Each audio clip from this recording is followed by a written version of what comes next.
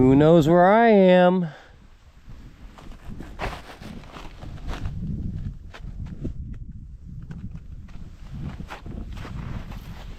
Check this out.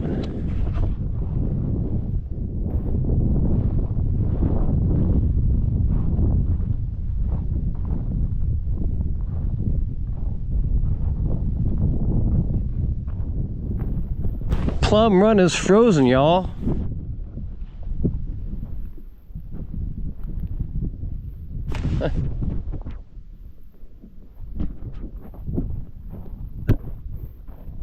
Really very cool.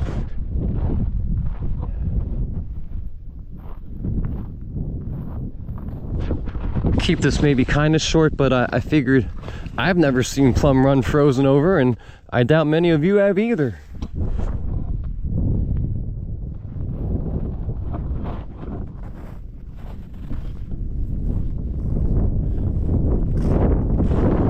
This area is so beautiful. I know there was so much death to happen here, but now it's just beautiful. Some of you probably remember I shot this area quite a bit this spring. And on top of this area being, you know, of course, the center of a dynamic battle, it's also very beautiful.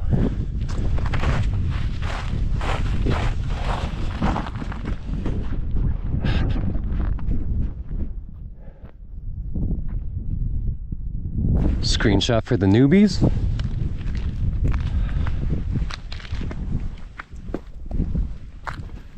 So, you know, folks are probably fairly familiar with the story. This was day 2 in the afternoon. You have up, I just passed a monument. For the Union, you had a lot of troops from New York. This monument here is to the 4th Maine. It's great, you know, like I said, people still coming up here all times of the year. I'm not the only nut. I was watching a video not that long ago. Tim Smith was talking about how they had to move, I think this monument, they had to move a lot of markers in this area because a lot of the markers were wrong. He said the red diamonds were falling off and everything. So it's just interesting stuff about the park, you know, and the evolution of the park.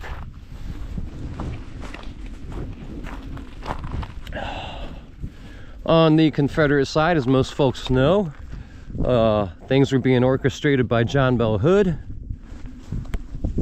who of course was in Longstreet's Corps.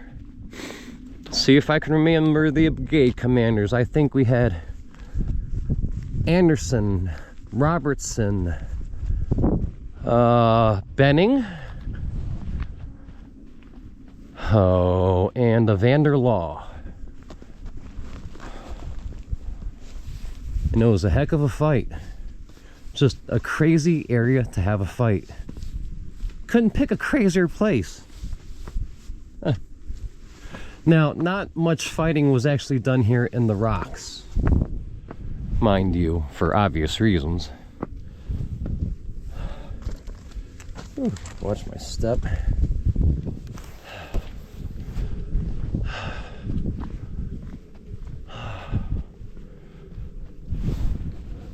The small Union battery of artillery was, of course, up here.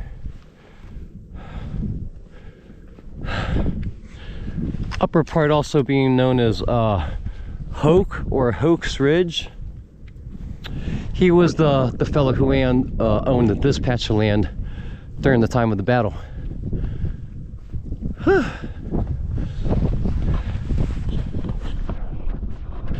Wind's picking up again. Oh, so I'm here a week after the recent snow. I'm sure a lot of you saw my by now seen a lot of the videos from that. And obviously it's been so brutally cold that there's still snow on the ground a week later. You know, a fair amount has melted, but there's still quite a bit out there, as you can see. Just a gorgeous view from here. And I'd like to point out there that at the top of Little Round Top, right in the middle, that is a statue to Governor Kimball Warren. I'm so embarrassed about that snafu last time around. Strong Vincent's statue is down there. Warren is right in the middle, just to make things very clear.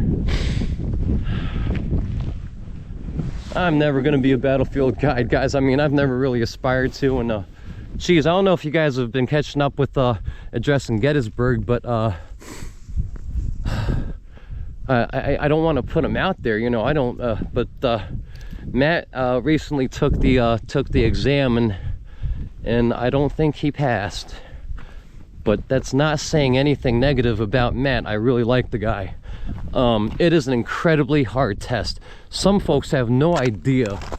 It's like on a doctorate level. It's extraordinarily thorough, and then you have to do an oral presentation afterwards.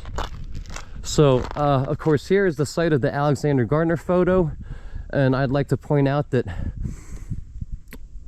I may have mentioned during my video of the Fresnito exhibit that occasionally bodies were moved for different reasons.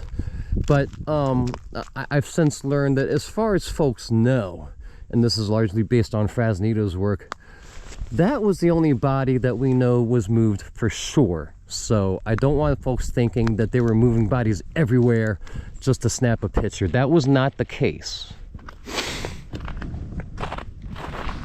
Oh, it's cold. And I've got to watch my step. Finally, a lot of folks think that the Confederates were coming from that direction, which would be sort of to the west. They were really mostly coming from the south. So if you see, I guess we'll call it a copse of trees dead ahead, they kind of split around there. Most were probably coming through there, and the few were coming actually on this side here, which would have been really tough going, but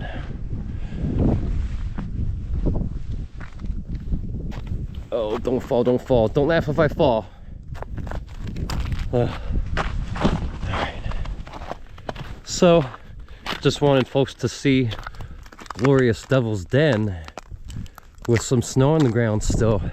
It's just a real treat, guys. You know, I mean, it's a first for me. A lot of you remember that I did a lot of shooting here in the spring. Again, I know that there was a ton of death that happened here, but that was then and this is now.